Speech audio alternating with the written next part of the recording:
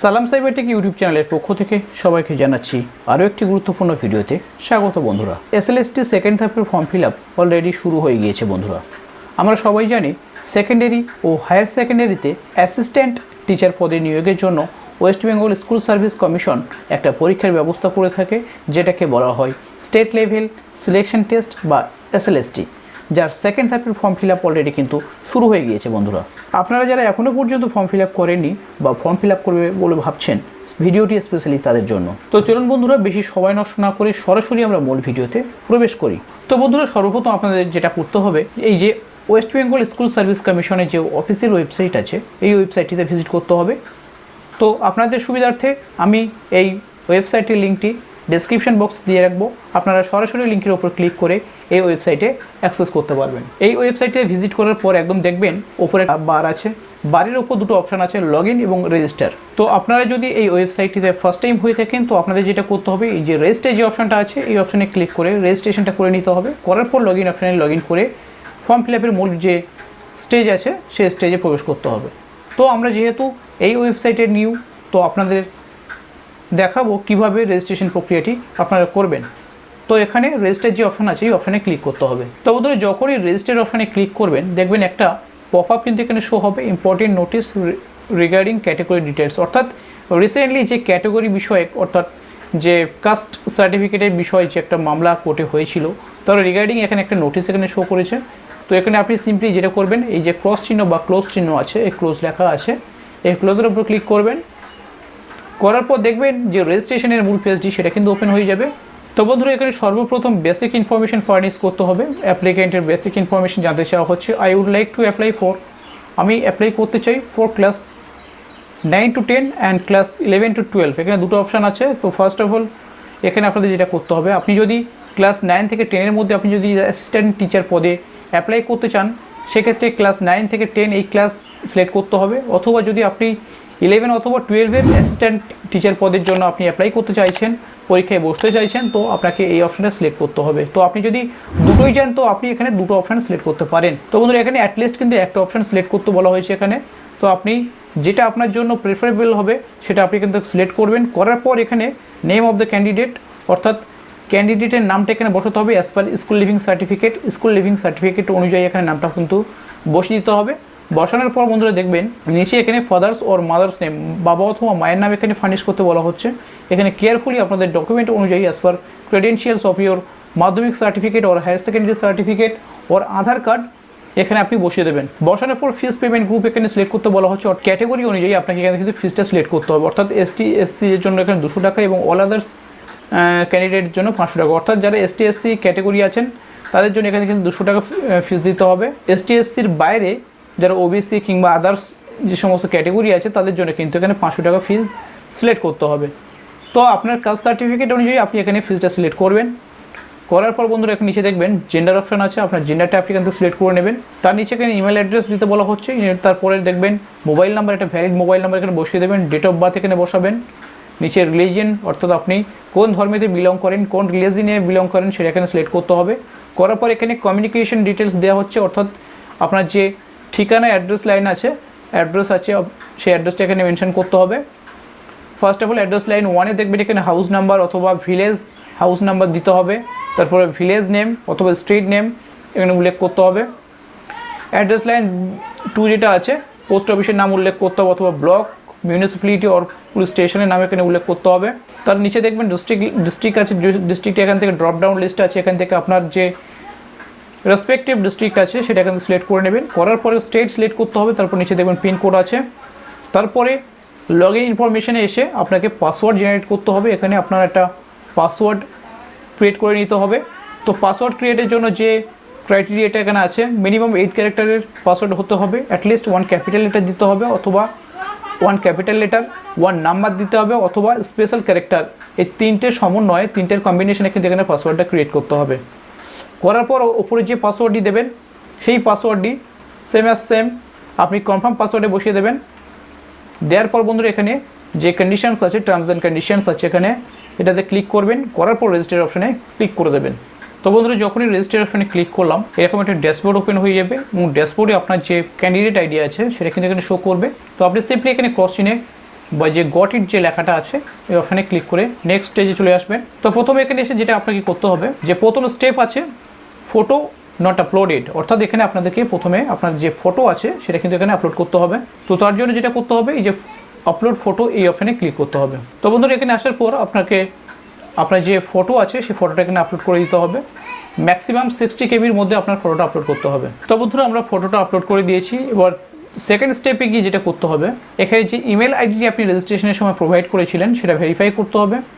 তো ভেরিফাইয়ের জন্য যে ভেরিফাই অপশানটা আছে স্টেপ 2তে, সিম্পলি আপনি এই ভেরিফাই অপশানে ক্লিক করবেন। তো বন্ধুরা আমরা ওটিপিটি বসিয়ে দিয়ে ভেরিফাই অপশানে ক্লিক করাই এখানে ভেরিফিকেশন সাকসেসফুল দেখাচ্ছে। সিম্পলি এখানে আমরা ব্যাক টু হোম অপশানে ক্লিক করে আবার ড্যাশবোর্ডে ফিরে আসবো। তো বন্ধুরা ড্যাশবোর্ডে ফিরে আসার পর যে স্টেপ 3 আছে, অর্থাৎ মোবাইল নম্বর ভেরিফিকেশন করতে বলা হচ্ছে, এখানে ভেরিফাই অপশানে ক্লিক করে দেবেন। করার পর আপনার ওই মেনশনড মোবাইল নম্বরে কিন্তু আরও একটি ওটিপি পাঠিয়ে দেওয়া হবে। তো সিম্পলি আপনারা ওটিপিটি দেখে দেখে এখানে বসিয়ে দেবে।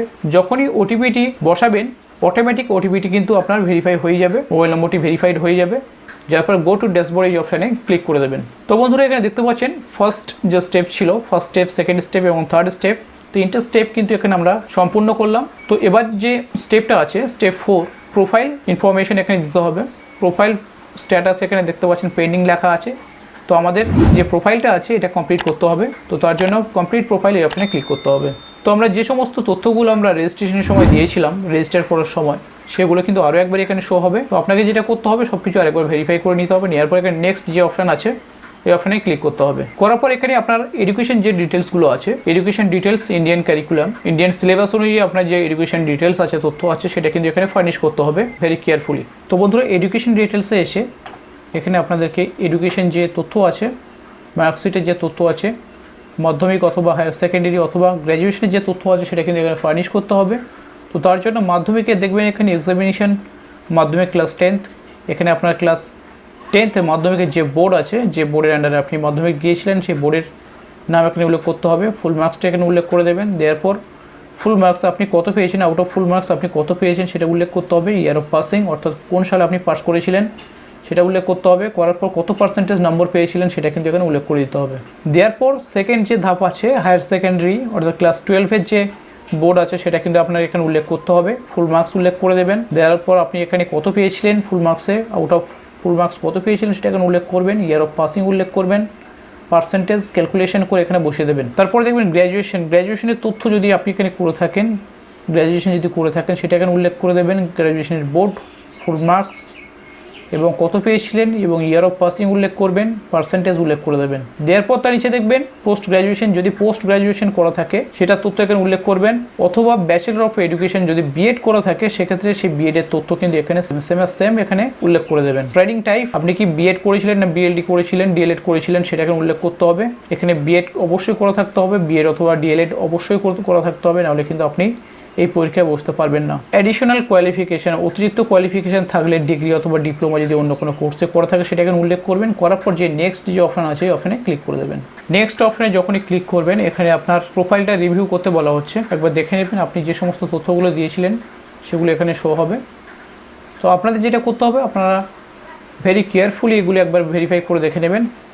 করার পর দেখবেন I certify that all information provided is accurate and complete. এখানে একটা ডিক্লারেশন আছে, ছোট্ট একটা ডিক্লারেশন, যে আপনি যে সমস্ত তথ্যগুলো প্রোভাইড করেছেন সেগুলো সঠিক এবং সম্পূর্ণ। এখানে চেক করে দেবেন, দিয়ে সাবমিট প্রোফাইল ফর্ম এই অপশানে ক্লিক করবেন। তো বন্ধুরা যখন নেক্সট অপশানে ক্লিক করলাম এখানে একটা মেসেজ শো হচ্ছে, thank you, your profile has been submitted successfully. তো এখানে আপনারা সিম্পলি ব্যাক টু হোম অপশানে ক্লিক করবেন। ব্যাক টু হোম অপশানে ক্লিক করার পর আপনারা দেখবেন আপনার যে 4 নম্বর যে স্টেপটি ছিল সেটা কিন্তু সম্পূর্ণভাবে এখানে কমপ্লিট হয়ে গিয়েছে, ভেরিফাইড হয়ে গিয়েছে। তো আপনাকে এবার যেটা করতে হবে, 5 নম্বর যে স্টেপটা আছে অ্যাপ্লিকেশনটা ফর্ম ফিল আপ করতে হবে, অ্যাপ্লিকেশনটা করতে হবে। তো এর জন্য অ্যাপ্লাই নাও এই অপশানে ক্লিক করতে হবে। তো তার আগে আপনাকে যেটা করতে হবে যে ফাইনালাইজ সাবমিশন এই অপশানে ক্লিক করতে হবে। করার পর কনফার্ম ফাইনালাইজ ক্লিক করে দেবেন। যখন ফাইনালাইজ করে দেবেন নেক্সট যেটা অ্যাপ্লিকেশন ডিটেলস আছে 5 নম্বর যে স্টেপটা আছে সেটা কিন্তু খুলে যাবে। এখানে আপনার ক্লাস লেভেল সিলেক্ট করতে হবে, যেটা রেজিস্ট্রেশনের সময় সিলেক্ট করেছিলেন সেটা কিন্তু এখানে আবারও শো হবে। তো আপনি সিলেক্ট করে দেবেন।